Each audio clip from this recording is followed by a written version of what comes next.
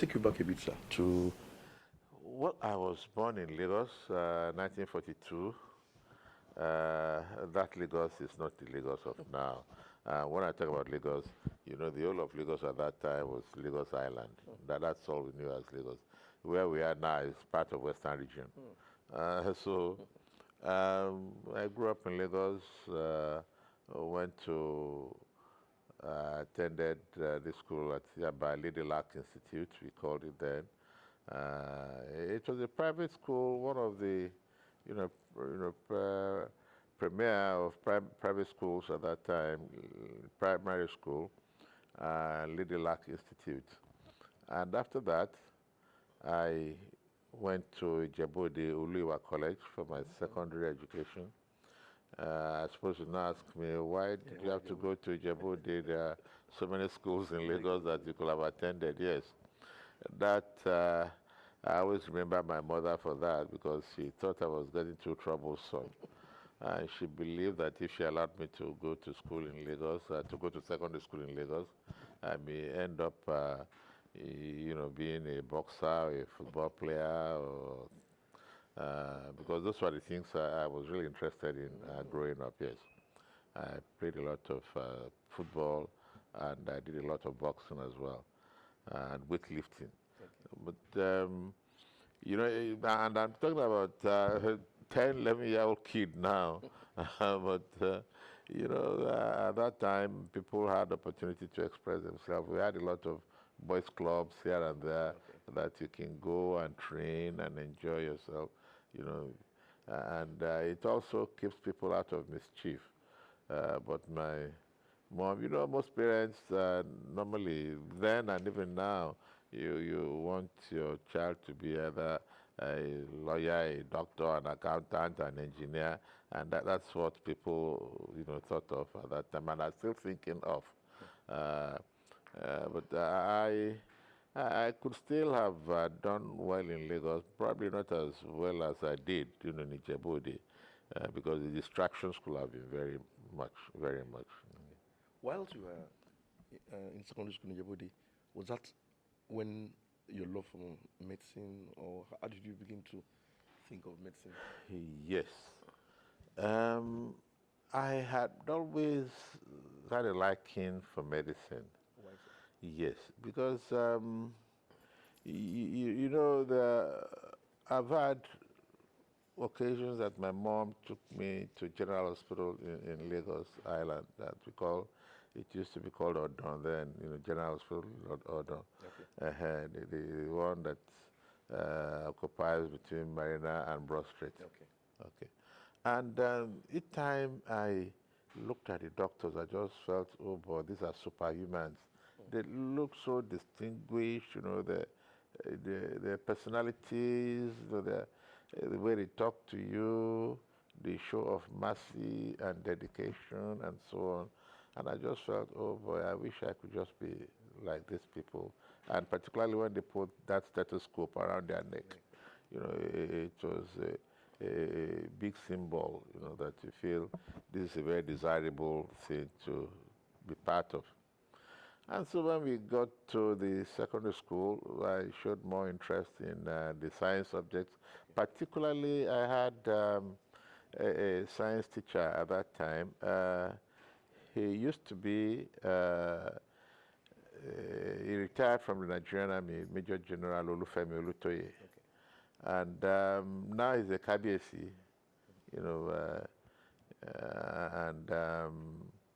and we still see each other now and again, because I believe he was very instrumental to the achievements I had in the field of science to be able to get into medicine.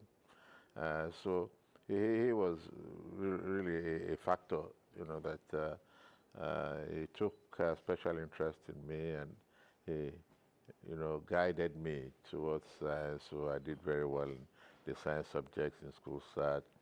And thereafter, I went to what we used to call the School of Science in Unicon. They moved to Victoria Island now. So, from there, I had my 3 advanced levels, subjects. That's chemistry, physics, biology, and no, zoology, not biology. And from there, I had a direct entrance into University of Ibadan and read its history. So when you were in UI, who were your like contemporaries or classmates? Okay. Well, at that time the numbers were very limited. I think we were only 22 in my set, and we had the likes of Dele, Falashe. He ended up being the vice chancellor of University of Ibadan. We had another Dele Oshinusi. He too was a provost in Lasso, College of Medicine in Lasso. And we have, Dr. Piseche, quite a good number of people. And I can tell you that most of them did very well. We had Delu, and we had, I'm sorry, the names are not coming up as rapidly as I want, but we were only 20, 22, so, and we were living together like a family, and we played together, read together, and Ajeo Gisori, he was my campaign manager when I was campaigning to be the chairman of the clinical students hostel, and Chairman of clinical students hostel. Okay. And we had a landslide victory. We have the, Guna case and quite a number of other people. We had quite a good lots of people here and there. What happened next after you left UI? Well, after I left UI, then I came to Lagos State, to work. I did my house job. My SHO became a registrar in about 3 years or so, and senior house officer, that's SHO. And thereafter, I was beginning to settle down to enjoy medicine and the social life in Lagos. And of course, I had a few big brothers who were more or less my old man, my father, my late father, was like mentor to them. He was a chartered accountant. And he led a delegation to my father to tell him that Yomi is getting too involved with social life, and he should just go and send him out to go and read further and specialize so that he can be a bigger doctor than just being an ordinary MBBS doctor.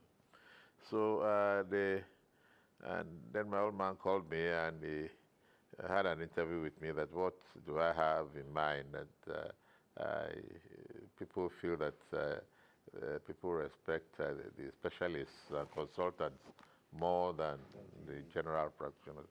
Well, I said, I don't know, but I'm enjoying what I'm practicing now. I said, no, go and pack your load, you are leaving. So, well, I pleaded with him to give me time. So, another big boss of mine in Island Maternity, late Professor Bello Osage, he's late now. He was very, very instrumental to my traveling abroad to go and study further. After Dr. Emmanuel, L.A. Emmanuel, and one or two other people had put the pressure on my dad to make sure that I left. And so I went to England. I was between London and Liverpool hospitals, and in 3 years' time, I completed the membership of the Royal College of Obstetricians and Gynecologists. Why did you choose that? line of Why did I business? choose obstetrics and gynecology? It's a question I've actually never stopped to ask myself. I believe, again, two things. You know, people create impression on you, impressions that affect your destiny or your attitude in life. When I was posted to work in Island Maternity, that was when I met late Professor T. Bello Osage, Dr. Emmanuel, you know, Dr. Ashikun, uh, Dr. F.B.A. Kuka, gentlemen, very hardworking. And there was so much excitement in Island Maternity at that time.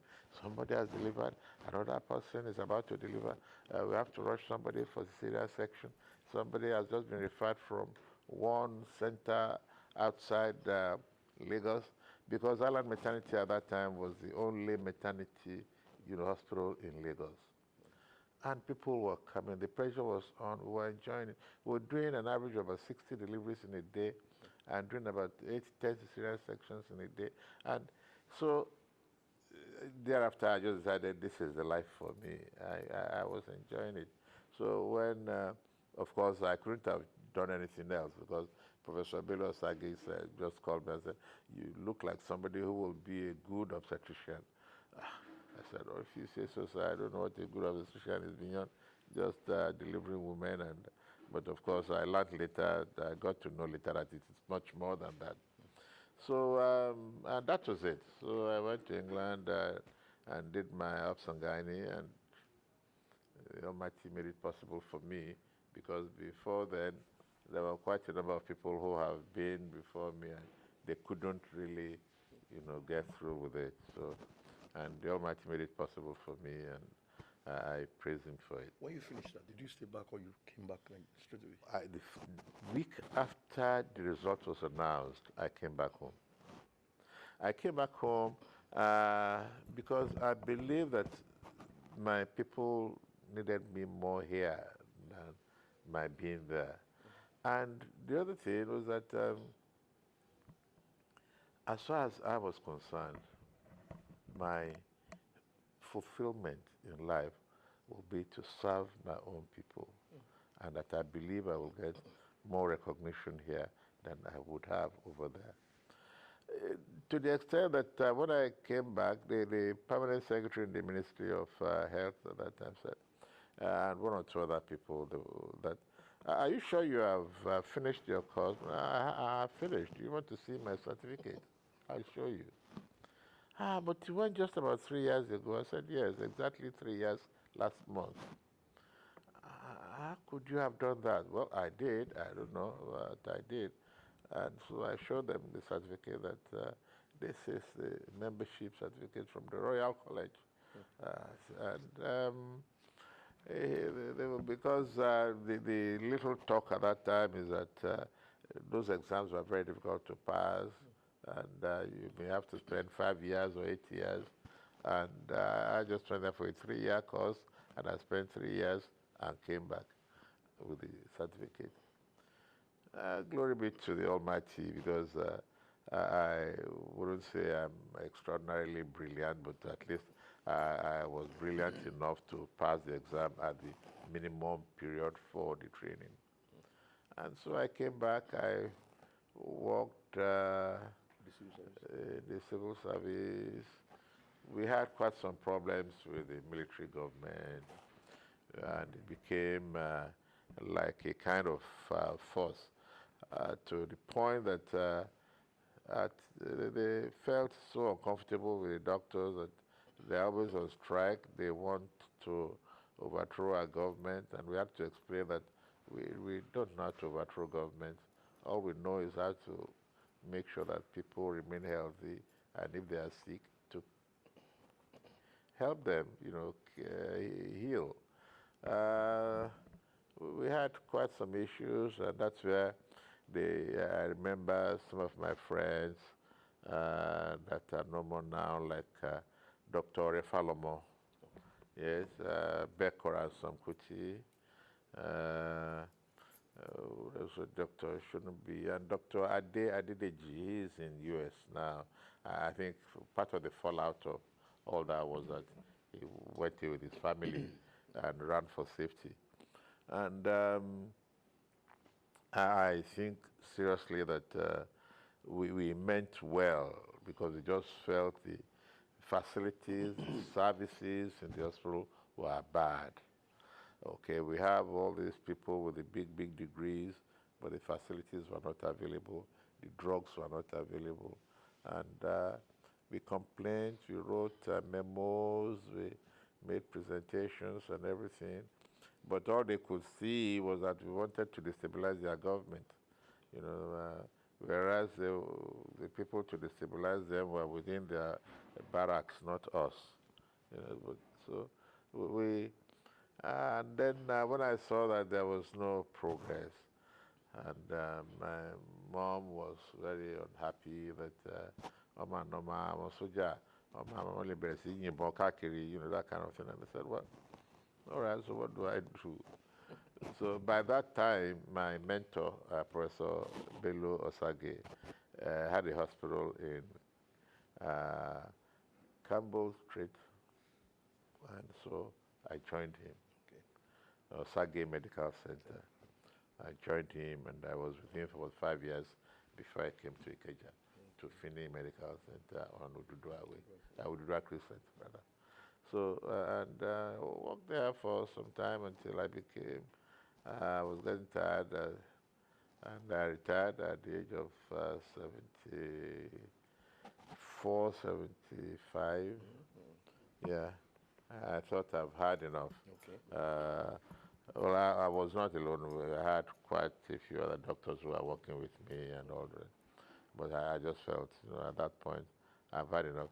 I actually wanted to drop the baton at 70. Okay. But then there was a lot of pressure, and Dr. Elifiwale, you know, I said, well, if I don't feel Nile, then you will have to feel Nile.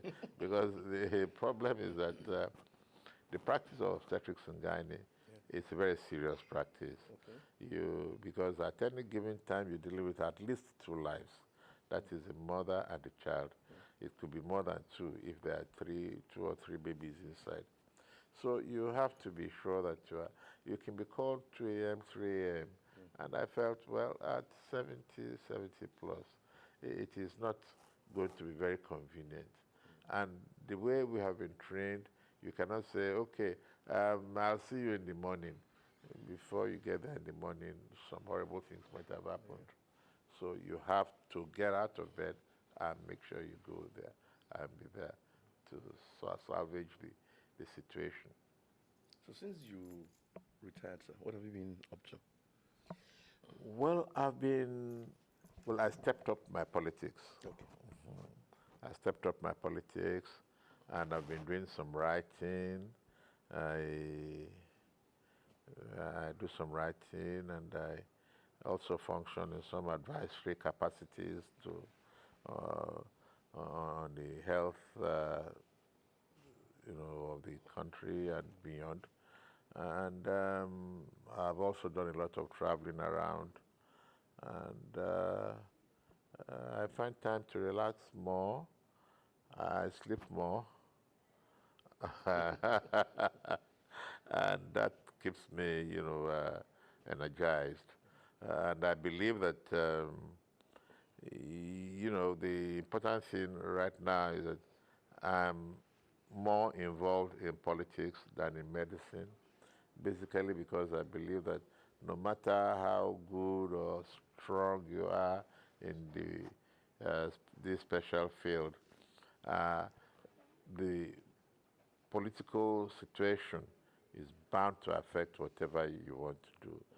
For instance, the aspect of the health insurance scheme, it's something we've been talking about since 1974, 75, when I was the Secretary General of the Nigerian Medical Association. And we could not sell the idea because the government just was not interested. The governments, they couldn't understand, and they were not listening. And and so we cried, and nobody, because private health service is not something that everybody can afford. And if you want to really cover a large percentage of your citizens in terms of health service, then you must introduce the health insurance scheme and make it easy for people, create the facilities, make it accessible for the people. Uh, well, thank God, a few years ago, maybe somebody probably woke up to it and found out that it's the most sensible thing to do. And so the scheme is being, put into place all over the country now. But in any case, um, it has not reached a stage of perfection now, but I'm sure as the years roll by, things will continue to improve to ensure that health service is available to all citizens.